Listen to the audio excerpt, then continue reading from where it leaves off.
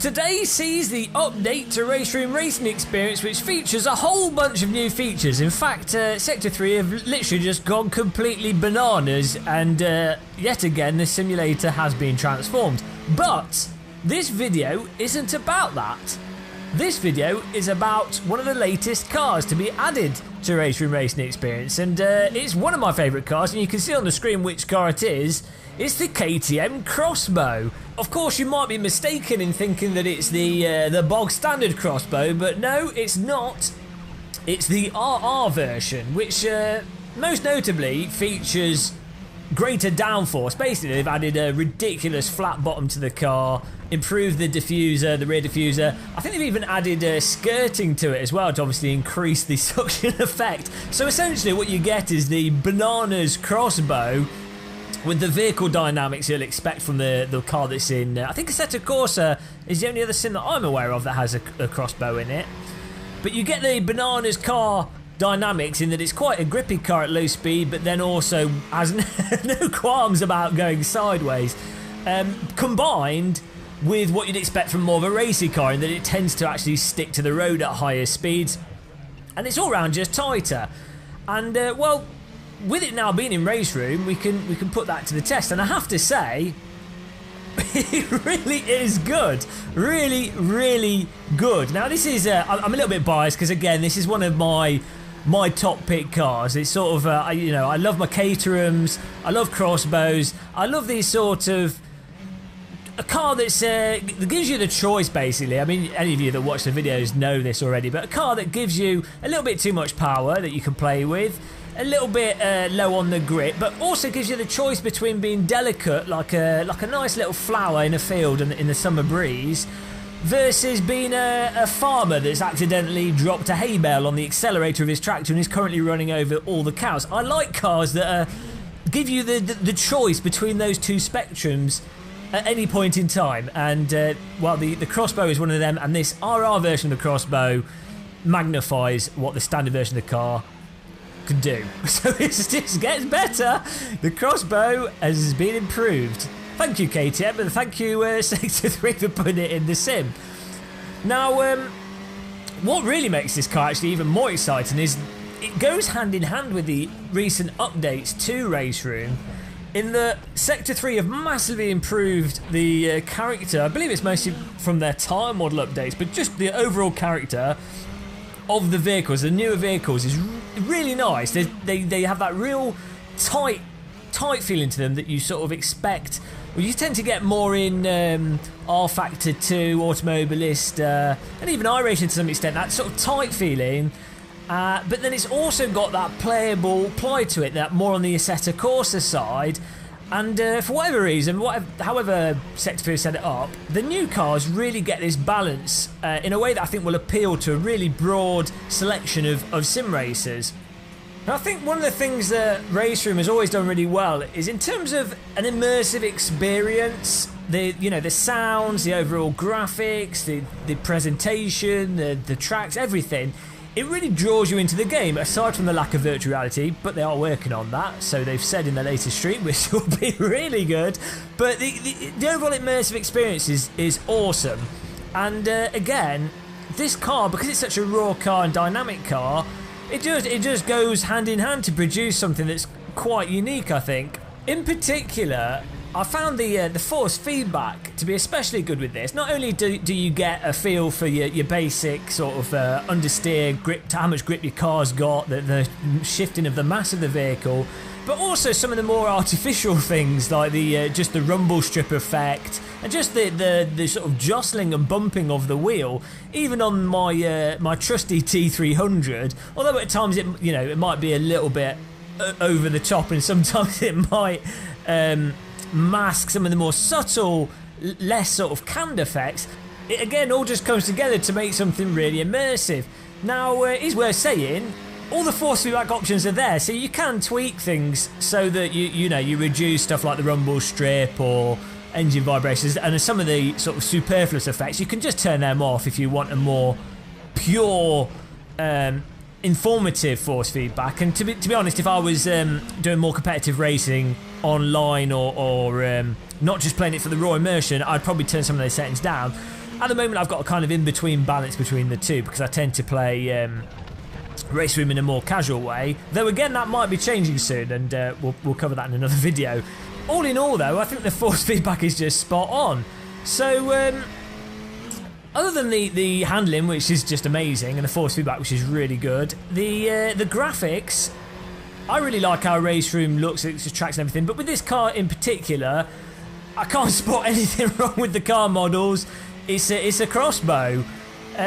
Particularly what you do notice actually is when you're driving behind the other vehicles, there's a nice little arrow on the right hand side of the vehicles. You can see it approaching this car here, just to the left of the number. The arrow lets you know exactly where to place your car to rear end other vehicles. I think it's actually the arrow for it's the tow point of the vehicle for when drivers inevitably beach their vehicles. But you see all the just little all the different car skins. And just all the little subtle bits that, again, whilst you're bombing through a race and you've got loads of vehicles around you, it's sort of there's so much stuff going on that it again draws you into the game, and visually ends up being pretty spectacular. Now I think the car skins have been picked from skins that are found in or liveries that have been found in the Crossbow Battle, which is a support series race for DTM. I've never watched it myself. I just got this from Googling on the internet. The only other time I've really seen crossbows actually being raced is in Race of Champions, where they take it around that sort of mini 1v1 track. But the car skins all look awesome, so you can't really complain. And not interestingly, there's also a GT4 KTM crossbow. This essentially, from what I understand, is similar to the race spec KTM, only it's got a roof on it. It probably has some other changes to it. Probably has some traction control and other assists for super wealthy people to be able to drive it without worrying about crashing too much. But so that's the graphics. The sound, well, what can we say? Sound, it's Sector 3. Again, it's the immersive quality of the sound. Suspension compressor noises, the rumble strips, the dirt sort of flicking off the tyres sound. The actual engine sounds really raw. It literally sounds like it's screaming when you go to too high RPMs and don't shift properly, or if you heel and toe a bit too aggressively. You can almost feel the pain of the engine crying under the fact that you're driving it terribly. But it all goes in to make such a fantastically enjoyable car to drive. And well, that pretty much covers the overall parts of the vehicle. But before we finish this video, I wanted to go to another track at a different time of day, just to show you how dynamic the lighting is. It's not real-time dynamic, there's just different times of day, morning, midday and evening essentially, that you can pick in Race Room. But the actual different times of day are really nicely done in Race Room, and again, visually just really striking, and again, really immerses you in the game. Also, I think worth mentioning is the AI in Race Room. Since the update, there's been quite a large improvement in the AI. I think they're a little bit more aggressive, and they're also quite a bit faster. Now, the AI, like all AI in all games, they still have the general AI problems in that if it's a follow-through corner, they will brake too much. At the start of a race, they get a little bit, they slow down a bit and get a bit confused at times. Now, mind you, if you had 30, 40 cars in a real race with real people, I'm sure there'd be ambulances picking up body parts, because, I've never had an online race with more than 25 cars that didn't have some kind of T1 incident. But in general, the AI has, all in all, massively improved. When I put it on 120%, I honestly found it really hard to keep up with them, and embarrassingly so, they sort of just drove away from me, meaning that I obviously need to practice how to drive this car faster. It'd be interesting to see, actually, with more practice, how the 120% AI compare to a practice driver. I found on 100%, what tended to happen was for the first lap, you'll absolutely rinse sort of 80-90% of the grid, and by the time you get to about lap 3 or 4, things have spread out and you end up with a more realistic situation, and you end up with like nice little overtakes and movements from the AI, a couple of mistakes. Really, I think it's some of the better AI out there. Now, it's not perfect. As I say, they do tend to bunch up in certain situations and at the start of the race. The only real big fault I'd give the AI is maybe 120%. They might be cheating in some respects. I'm not sure yet, not fully tested it. It's just that they've damaged my ego and I'm just bitter about it. But one thing that does happen is if you rear-end cars, I'm not sure if this is just AI or multiplayer as well, but if you rear-end cars at any rate of speed, you tend to just get into a sort of flat spin with your vehicle, and it can be really frustrating.